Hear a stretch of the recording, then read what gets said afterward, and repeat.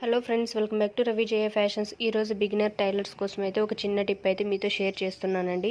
మనం blouse stitch చేసేటప్పుడు మనము ఫ్రంట్ బ్యాక్ అంతా స్టిచ్ చేసిన తర్వాత నెక్ అనేది మనం కొలుచుకుంటాము. ఆల్తి బ్లౌజ్ని అలాగే మనం స్టిచ్ చేసిన బ్లౌజ్ని ఈ విధంగా నెక్ అయితే ఉక్సులు పట్టి దగ్గర నుంచి కొలుచుకుంటాం. ఈ విధంగా కొలుచుకున్నప్పుడు మనకు ఒక్కొక్కసారి నెక్ అనేది ఎక్కువ వస్తుంది, ఒక్కొక్కసారి అనేది తక్కువ వస్తుంది. మీరు ఎప్పుడైనా కానీ నెక్ మొత్తం కొలచాల్సిన అవసరం అయితే లేదండి. మనకు ఉక్సులు పట్టి దగ్గర ఉంటుంది కదా, ఉక్సులు పట్టి దగ్గర నుంచి అలాగే షోల్డర్ జాయింట్ వరకు మనకు కరెక్ట్గా స్టిచ్చింగ్ రెండు కూడా ఈ షోల్డర్ జాయింట్ ఉంటుంది కదా, అది రెండు ఒకే చోటు వస్తే చాలండి. బ్యాక్ అంతా కొలచాల్సిన అవసరం లేదు. ఎందుకు ఈ మాట చెప్తున్నానంటే, మనకు ఆల్తికి ఇచ్చిండే బ్లౌజ్కి వెనకాల నెక్స్ అనేటివి మారుతూ ఉంటాయి. కొంతమంది రౌండ్ పెట్టుకుంటారు, కొంతమంది స్క్వేర్ పెట్టుకుంటారు. ఈ విధంగా నెక్కులు అనేటివి మారుతూ ఉంటాయి కదా, అటువంటి వాటికి మనం బ్యాక్ నెక్ అయితే కొలుచుకోవాల్సిన అవసరం లేదు.